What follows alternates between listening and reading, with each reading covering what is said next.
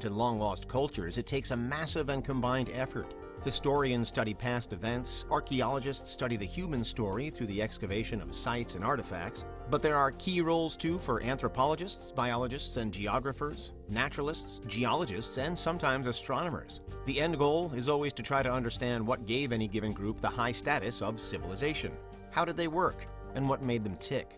Interestingly, there's no gold standard definition out there for what a civilization is. Experts still disagree on the finer details. But generally, we can say that it's when a large group settles in one spot, organizes itself, and creates things like art and tools. The largeness of the group varies, as does the size of their base. We can see human civilization, for example, as consisting of almost 8 billion people based on planet Earth. But we also think of humanity as having been split into many smaller civilizations, made up of just a few thousand based at specific locations on the world map.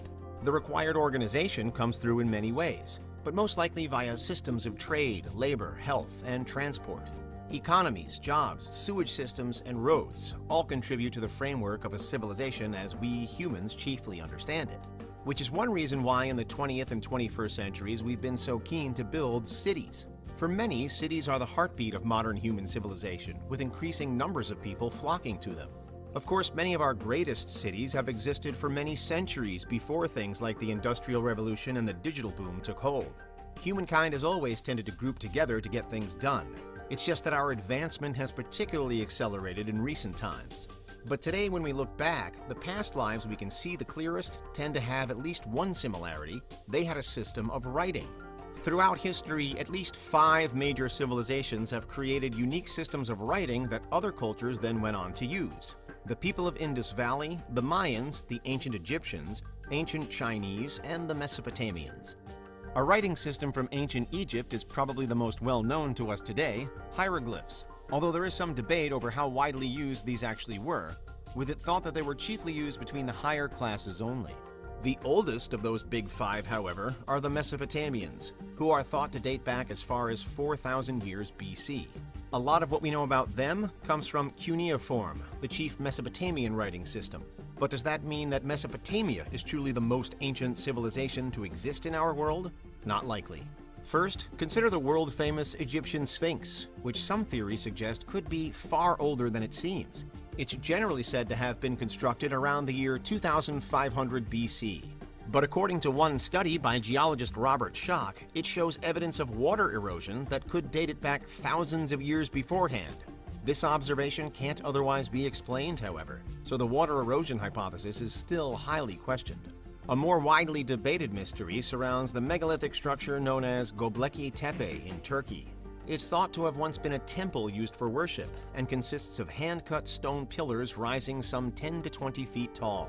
The pillars are then carved and decorated with patterns and inscriptions. What's most interesting, though, is that the researchers believe that Göbekli Tepe dates back 11 millennia.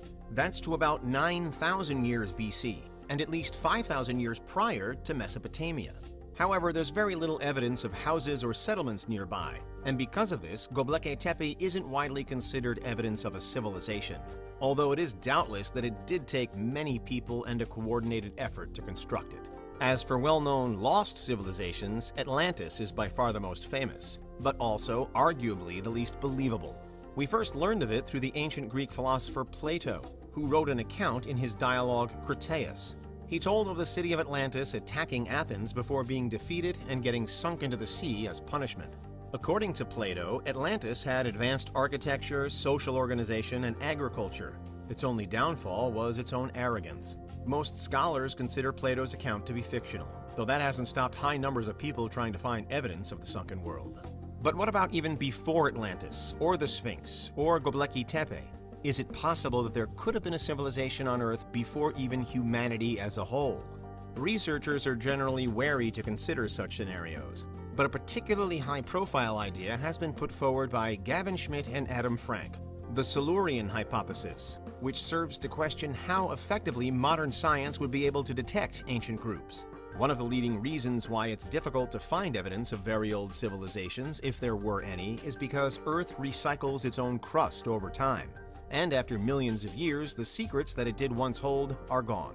Of course, fossils are one way we have to peer into the past, but they're also incredibly rare. with estimates that only around 0.01% of animals actually become fossils for us to even try to find. If a proposed species was short-lived then, there's almost no chance of fossils for it being uncovered. Think of the dinosaurs. They roamed the planet for more than 180 million years, and yet fossils of even those colossal creatures are still quite rare. For some, it's why in our quest to discover the most ancient secrets of Earth, we should switch our focus from below our feet to above our heads, as advanced civilizations might not leave evidence of their presence in the ground, but in the sky. If we can read the conditions of our atmosphere and plot how the air around us came to develop in the way that it has done, we can begin to scale back through the years. Our burning fossil fuels, for example, has left a clear and distinct mark on our atmosphere. And due to something called the Seuss effect, relating to the changes in carbon isotopes over time caused by the burning of fossil fuels, we can look for similar distinct marks at other points along our planet's history. Similar levels of spiking isotopes occurred during the Paleocene-Eocene thermal maximum about 56 million years ago, for instance, and at various times in the Cretaceous period. This isn't evidence of other civilizations, but it does help us to visualize the past conditions of Earth, and then to ponder whether any hypothetical civilization could have been built. Equally, a past civilization could just as well be lurking in the gaps between these fossil fuel markers. Perhaps they existed for only a short time and not long enough to dramatically change anything. Or they never relied on burning fossil fuels in the first place. Ultimately, we should give ourselves some credit. Modern humans are very good at plotting their past. We have detailed accounts of up to 6,000 years ago thanks to written text and languages, and we can generally trace ourselves back for hundreds of thousands of years more.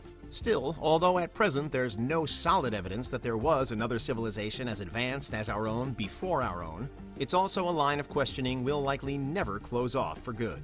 We can search for fossils and wait for a discovery to force a rethink of everything we had previously believed, and we can look to the sky to try to detect clues as to how we got to where we are now.